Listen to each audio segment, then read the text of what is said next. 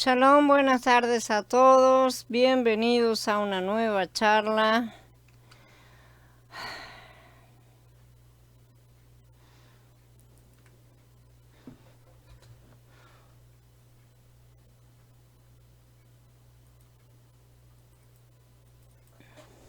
Vamos a hablar acerca del nacimiento de Yahanan el Inmersor. Elías viene en Pesaj.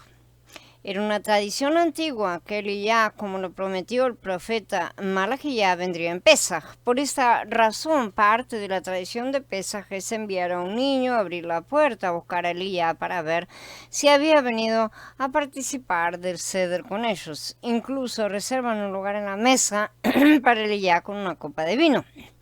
Por lo tanto, vemos que Yahanan realmente cumplió el papel de Elías y que la tradición de su aparición en Pesaj fue una revelación genuina, aunque los judíos no lo hayan visto llegar. Sin embargo, debemos ver algunos detalles clave. Yahanan no era Elías mismo, sino un hombre que había sido llamado a continuar el ministerio de Elías. El sucesor de Elías fue Elisha, quien recibió una doble porción del mismo Ruach que había reposado sobre Elías. Como vemos, Elisha lo primero que hizo fue tomar el manto, fue rasgar sus vestiduras en dos partes, ¿sí? Dividir sus vestiduras en dos partes. Esto indicaba que este ministerio, la continuación del de Elías, ¿sí?, sería dividido en dos partes, siendo cada parte para cada venida del Adón. Yahanan el Inmersor cumplió con la primera parte de la primera venida de Mashiach. Realmente Yahanan el Inmersor no mintió cuando dijo que él no era Elías, porque no solo él no lo era físicamente, sino que estaba completando el ministerio de Elías como una parte del de Elisha dividido en dos porciones. No existe un tal de ministerio de Elías y un ministerio de Elisha como ministerios separados. Son un único ministerio para un único Ruach inspirador. ¿Sí? Un mismo mensaje, una misma función, un mismo tipo de ministerio, pero para diferentes épocas. En la primera venida del Adón, Elisha primero, por así decir, ¿sí?, Yahanan el Inmersor vino a completar la primera parte, la primera mitad, ¿no es cierto? Y del ministerio incompleto de Elías. Y aún debemos ver la segunda parte, el Elías 2, anunciando la segunda venida, la definitiva del Adón, esta vez como Mashiach, rey, tiene que venir. No habrá un ministerio con unción doble, frase inexistente en las escrituras, sino dos expresiones de un mismo ministerio en diferentes épocas, ¿sí? Es porción doble y no unción doble. Así como tenemos dos palomas para limpieza del leproso que representan dos fases, y dos chivos para Yom Kippur que representan dos aspectos de la obra del Adón. Las señales deben ser las mismas. Elisha debe venir en Pesaj, como Yahanan el Inmersor debe ser Nazir, debe anunciar que el reino está a las puertas, y esta vez, sí, sin más dilaciones, esta vez está a las puertas, llamar a todos a acercarse al Adón y arrepentirse. Este ministerio levantará discípulos de Yahshua, ahora con el poder que Yahshua dejó a sus discípulos, autoridad sobre el reino de las tinieblas, poder para destruir sus obras, el deber de exponerlas, además de hacer más discípulos. No habrá mensaje de salvación light como los predicadores hasta hoy, y no habrá unción doble, sino un cambio de Yahanan el Inmersor que Yahanan el Inmersor no pudo hacer porque no era aún el momento. Elisha está llamado, Elisha 2, digamos, la segunda parte, está llamado a levantar un ministerio que verdaderamente restaurará el corazón de los padres a sus hijos y el corazón de los hijos a sus padres. En esto, refiriéndose al ministerio de la unión de las dos casas que será completamente llevado a plenitud por la mano del Adón durante el milenio. El ministerio de Elisha, que es el mismo Ruach que el de Elías, no lo separen, actuará esta vez poderosamente porque los tiempos están casi cumplidos y el rey se acerca. Y dará como frutos una poderosa compañía de discípulos llenos del Ruach de santidad. En otras palabras, antes de la segunda venida de Mashiach, debemos ver un derramamiento del Ruach HaKodesh para preparar el camino ante él y otra venida de Elisha. El Keasmon del relato de Zeharia de Lucas. Toda la sección relativa a Zecarías se basa en un quiasmo que ya hemos estudiado, este tipo de estructura, ¿sí? Para representar una sección bien organizada de la estructura, podemos resumirlo de la siguiente manera. El A sería la esterilidad de Elizabeth, B, el ministerio de Zecarías, C, la gente ora, D, la visión, E, Zecarías atribulado, y llegamos al centro, F, la promesa del Malaj, y F1, el castigo del Malaj. Después viene E1, las dudas de Zecarías, que se contraponen con Zecarías atribulado, D1, la visión, C1, la gente se pregunta, B1, el ministerio de Zecarías, y A1, finalmente, la eliminación de la esterilidad. Es evidente en esto que Lucas construyó su relato cuidadosamente para enfatizar las palabras del Malaj. F y F1 forman el centro, como decimos, del quiasma, lo que demuestra que Lucas consideraban que las palabras del Malaj eran la parte más importante del mensaje, tanto la promesa como el castigo. Entremezclado con esto, por supuesto, está la respuesta de Zecarías. Este es el segundo elemento más importante porque su duda reflejaba el corazón de la nación según el plan divino para la primera aparición de Mashiach y su precursor.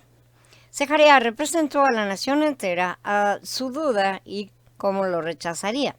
En otras palabras, la promesa de Elohim se cumplirá independientemente de la respuesta del hombre, pero el plan divino requería un proceso de 2 pasos. El primer paso es inevitablemente un éxito parcial, pero termina en fracaso o fracaso aparente, ¿no es cierto? El segundo paso ve el éxito total, la finalización, sí, del proyecto divino. El plan de 2 pasos. Este proceso se ve claramente en el antiguo y en el nuevo pacto. Bajo el antiguo pacto, los hombres hicieron votos de ser obedientes a Elohim. El plan tuvo éxito en parte porque una minoría de personas realmente siguió a Elohim y tuvo fe en su palabra. Sin embargo, finalmente fracasó, primero porque ningún hombre era completamente justo, y en segundo lugar porque la nación en su conjunto degeneró en una rebelión total. Bajo un nuevo pacto, el plan tendrá, por el contrario, un éxito total porque depende del voto de Elohim y su habilidad para convertir nuestros corazones y cambiar nuestra naturaleza por el poder del Ruach HaKodesh, operando desde dentro. No puede fallar porque Elohim no puede fallar. El ministerio de Yahanan, tomando el manto de Elías, fue predicar el arrepentimiento y así volver el corazón de la gente a Elohim. Sin embargo, debido a que fue el precursor de Mashiach en su primera aparición, su ministerio disfrutó solo de un éxito parcial. Este ministerio aún se basaba en el antiguo pacto y la capacidad del hombre para arrepentirse y volverse a Elohim. Como realmente eso falló, Mashiach tenía que morir para pagar precisamente ese asunto. Entonces, al final estaba condenado al fracaso, aunque fue divinamente inspirado. La segunda aparición de Mashiach, preparada para un segundo ministerio de Elías, que va a ser la segunda parte de Elisha, que se divide en 2, viene bajo el nuevo pacto. No puede fallar porque su éxito se basa en la promesa de Elohim, su capacidad para cumplir esa promesa. Nuevamente lo repetimos. Ese segundo ministerio de Elías, como decimos, es realmente un ministerio de Elisha que viene, ¿no es cierto?, con la porción del Ruach y el poder de Elisha. Y la compañía de personas que están llamadas a orar e interceder hoy en día está preparando el camino para que Elohim actúe de acuerdo con su promesa. Este grupo de personas extraídas de toda tribu y lengua y pueblo y nación, como dice Hitgalut, serán nazareos espirituales como lo fue Yahanan, con Yahanan el inmersor. Son los que no beben del vino de Babel que ha embriagado y llenado de tonterías a todas las naciones, como dice Hitgalut en el capítulo 17. Como Yahanan, emergerán como una espina en el costado de Herodes por su inmoralidad, por causa de su inmoralidad. Así como los nazareos no se cortan el cabello, también un nazareo espiritual retiene la gloria de Elohim sobre sí. La compañía Elías, Elisha son sacerdotes de Elohim a quienes se les da autoridad en el reino bajo la cobertura de Yeshua HaMashiach. El nacimiento de Yahanan. Parece que Elizabeth estuvo recluida durante los 9 meses, como hemos dicho, ¿sí? Había llegado el momento de que Elizabeth diera a luz y dio a luz un hijo. Y los vecinos oyeron que la dona había mostrado su gran misericordia para con ella y se regocijaban con ella. Lucas no nos lo dice explícitamente, pero da a entender que su aislamiento total ocultó el embarazo a sus vecinos, que no se dieron cuenta de que estaba embarazada hasta que nació el bebé. Quizá Elizabeth no quería que ellos supieran nada, o quizá quería separarse, como hemos dicho, porque el niño sería nazareno. Sí, ella también puede que ella misma hiciera un voto nazareo durante el tiempo del embarazo. El voto nazareo puede ser hecho por hombre o mujer y por la cantidad de tiempo que se determine. La ley permitía que las mujeres fueran nazareas. Recuerden que el malaj le dijo a la madre de Sansón que su hijo sería nazareo de nacimiento, por lo que ella misma debía abstenerse de beber vino durante el embarazo, ¿sí? Para no alimentar a su hijo con vino mientras él todavía estuviera en el vientre. Elizabeth se encontró en la misma posición que la madre de Sansón, ya que ella también iba a dar a luz a un hijo que era nazareo por nacimiento. Esencialmente, en ambos casos, los hijos eran nazareos no solo desde el nacimiento, sino incluso desde la concepción. Lucas continúa con el relato de la circuncisión de Yahanan al 8º día. Sucedió que al 8º día vinieron a circuncidar al niño y lo iban a llamar Sejaría en honor a su padre. En Bereshit 17:10, donde Elohim instituyó la circuncisión para Abraham y su casa, Elohim también le dio nuevos nombres a Abraham y Sarai, llamándolos Abraham y Sará. ¿Sí? Así que se hizo costumbre nombrar a los hijos en el momento de la circuncisión. El sacerdote quiso nombrar al niño Sejaría en honor a su padre. Quizás el sacerdote sabía de la visitación de Gabriel en el templo 9 meses antes. Ciertamente habría sabido que este niño había nacido de una manera milagrosa, ya que la madre había pasado la edad fértil. Cuando el sacerdote de la circuncisión nombró al hijo como su padre en lugar de Yahanan, el mismo Sejaría no pudo objetar porque había estado mudo desde su visita a Gabriel, desde que Gabriel lo había visitado. En Lucas 1:20, Gabriel le dijo: callarás y no podrás hablar. Entonces fue Elizabeth quien se opuso al sacerdote, insistiendo en que su nombre sería Yahanan. Pero su madre intervino y dijo: no, más bien se llamará Yahanan. Y le dijeron: no hay nadie en tu familia que se llame así. Entonces le preguntaron por señas a su padre cómo quería llamarlo, y pidiendo una tablilla, escribió: Yahanan es su nombre. Y todos se maravillaron. Aquí vemos que Sejaría no solo era mudo, sino también sordo. Aparentemente esto es lo que Gabriel quiso decir cuando dijo: estarás en silencio. No solo su boca estaba en silencio, sino también sus oídos. Durante 9 meses caminó en un reino de completo silencio. Debido a esta condición, a que esta condición fue profetizada por Gabriel en el templo, sin duda habría una verdad mayor que discernir de esto que la mera duda por parte de Sejaría.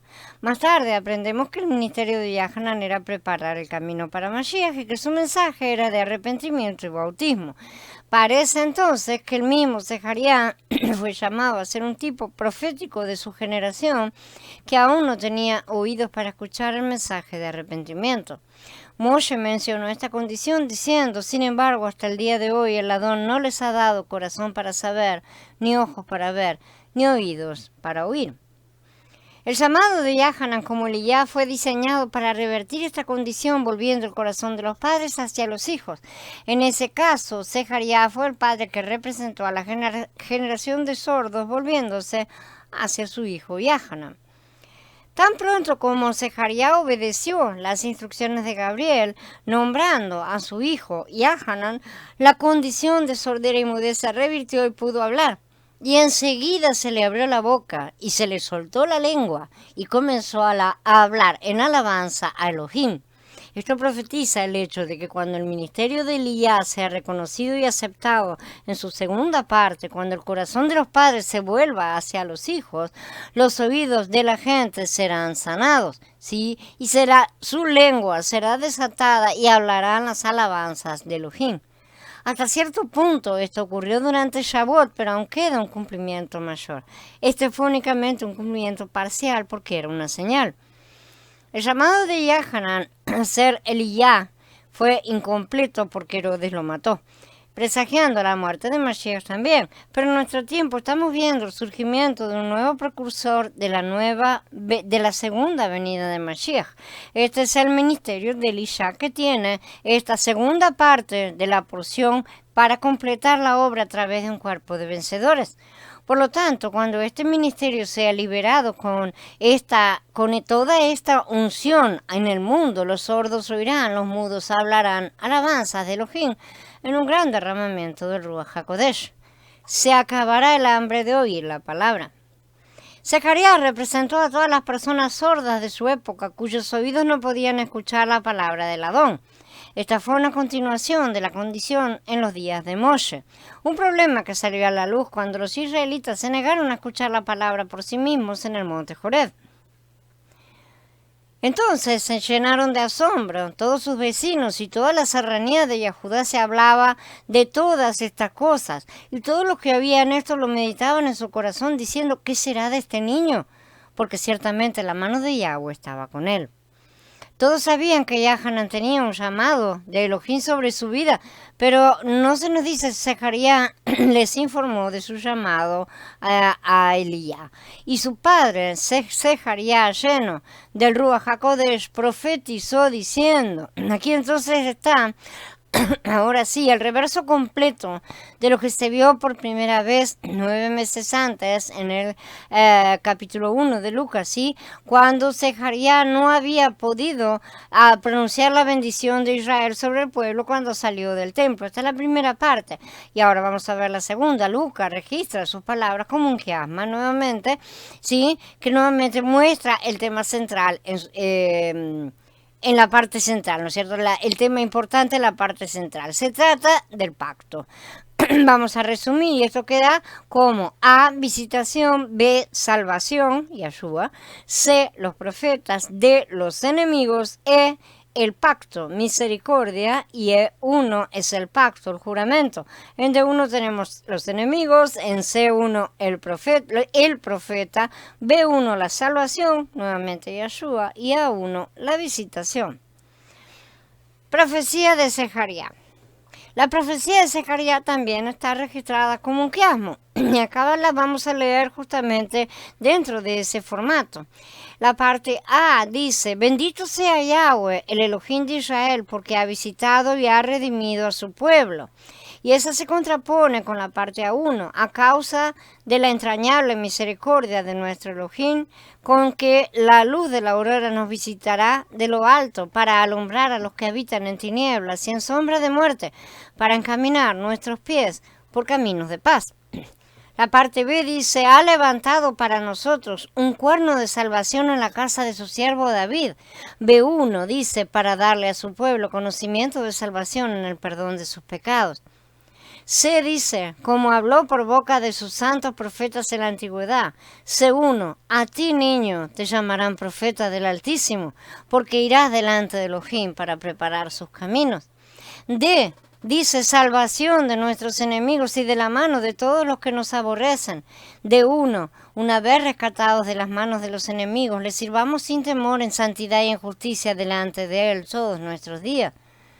Y E1, que son los centrales, dice: para hacer misericordia con nuestros padres, acordándose de su santo pacto. Este es el juramento que le hizo nuestro padre Abraham. Y ahí engancha con el siguiente. El pensamiento más importante en este quiasma profético es el pacto, como estamos diciendo, ¿sí? Seguido precisamente por la contraparte del E1, ¿sí? En el que se basa este pacto. Obviamente, esto era una referencia al juramento del nuevo pacto que Elohim mismo hizo no solo a Abraham en Bereshit 15, sino también a Israel y a todos los demás en Devarim 29. Mientras que el antiguo pacto, como aparece en Shemot 19, era el juramento de Israel a Elohim, el nuevo pacto era el juramento promesa de Elohim a Israel y a todos los demás. Debido a que el antiguo pacto probó que ningún hombre podía mantener su juramento de obediencia, Elohim en su misericordia hizo un juramento del nuevo pacto que no podía romper. Este es el enfoque central de la profecía de Zacarías. Esta profecía también revela a aquel a través de quien se hizo este pacto, porque el Pasuk 69 dice que Elohim ha levantado un cuerno de salvación. Sin duda, Sejaría usó la palabra aramea Yeshua, que es salvación, ¿sí? Que profetizaba de Yeshua. La descripción del trabajo de Yahanan en el Pasuk 77 era dar a su pueblo el conocimiento de la salvación, es decir, iba a revelar o dar a conocer al Mashiach venidero cuyo nombre era Yeshua, salvación de Yah. El pueblo mismo esperaba un Mesías militar, un gran general que vendría, lo salvaría de su gran enemigo Roma. De hecho, Sejaría reconoce esta misión mesiánica en el Pasuk 71 diciendo salvación de nuestros enemigos y de la mano de todos los que nos odian.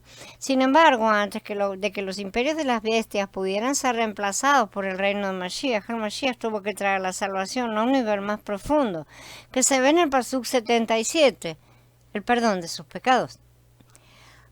En otras palabras, el problema no era realmente Roma ni ninguna de las naciones bestias. El problema era el pecado del pueblo, que había traído juicio de Elohim sobre la nación y el mundo entero. De hecho, los profetas mostraron claramente que todos estos cautiverios desde el libro de los Shoftim, jueces, fueron causados por el pecado del pueblo. Elohim siempre se atribuyó el mérito de haber dado poder a otras naciones para gobernar a Israel y a Judá. De hecho, estos cautiverios habían sido profetizados con gran detalle en Vayikra 26 y en Devarim 28. Por lo tanto, para poner fin al cautiverio bajo Roma, la bestia de hierro, el Mashiach tenía que venir primero para proporcionar perdón de los pecados. El pecado es el amo oculto que oprime a toda la humanidad y hasta que no se enfrente a él los hombres permanecerán en sus propias prisiones sin importar los gobernantes políticos. Así tanto Yahanan como Yeshua predicaron la besora del arrepentimiento, que prepararía el camino para el reino de Elohim. Lucas 3.3 dice que Yahanan predicó un bautismo de arrepentimiento para perdón de pecados. Yeshua también reconoció la importancia del arrepentimiento diciendo en Lucas 13.5, a menos que se arrepientan, todos perecerán igualmente. Solo Elohim puede abrir los ojos a los ciegos, curar los oídos sordos, lo que es lo único que puede dar a las personas la capacidad y el poder de arrepentirse. Por eso dijo que enviaría al ayudador. Cuando éste venga, convencerá al mundo de pecado, de justicia y de juicio. En cuanto a pecado, porque no creen en mí. En cuanto a justicia, porque me voy al Padre y no me verán más. Y en cuanto a juicio, porque el príncipe de este mundo ha sido juzgado. Sin embargo, esta fue la misión señal de Yahanan el inmersor, quien disfrutó de un éxito parcial, ¿sí? Bajo el Ruach y el poder de Eliyá. Bajo su ministerio, muchos se arrepintieron y fueron bautizados. Sin embargo, al final su misión fracasó en convertir los corazones de la gente, porque estaba escrito en el plan divino que tanto él como el Mashiach debían ser muertos para proporcionar el perdón de los pecados en la primera obra de Mashiach. Todavía nos falta ver el cumplimiento final y completo de esta misión. La segunda venida de Mashiach está precedida por el ministerio de Elisha, ¿sí? Entonces, esto está destinado a triunfar precisamente donde Yahanan el inmersor fracasó, donde la primera parte de Elisha fracasó. Yahanan tuvo éxito en la medida en que lo permitió su unción, pero Elohim tenía la intención de que no alcanzara la meta final completa porque no era el momento. La historia de Sejaría y Yahanan no solo nos habla del ministerio de Yahanan y Yeshua, sino que también presagia el ministerio de Elisha, ¿sí? Que precede a la segunda venida de Mashiach. Los primeros años de Yahanan. El último pasuk de Lucas 1 dice acerca de Yahanan. El niño siguió creciendo y fortaleciéndose en el Ruach y vivió en los desiertos hasta el día de su aparición pública en Israel. El ministerio de Yahanan comenzó cuando cumplió 30 años. Es probable que permaneciera en su casa en Hebrón hasta que creció. Luego, quizás alrededor de los 20 años, se fue al desierto para vivir hasta el momento de su aparición pública, es decir, el comienzo de su ministerio real. En verdad, no está claro dónde estuvo viviendo Yahanan antes de comenzar su ministerio. Lo que sí cumplió los 30 alrededor del tiempo de Pesaj del 29 de la era común. Entonces, en ese año debe haberse realmente sentado en la silla de Elías a festejar Pesaj e iniciar su ministerio. Bien, habiendo terminado la charla, en breve nos encontramos. Shalom a todos, hermanos, y Abba siga bendiciéndolos grandemente.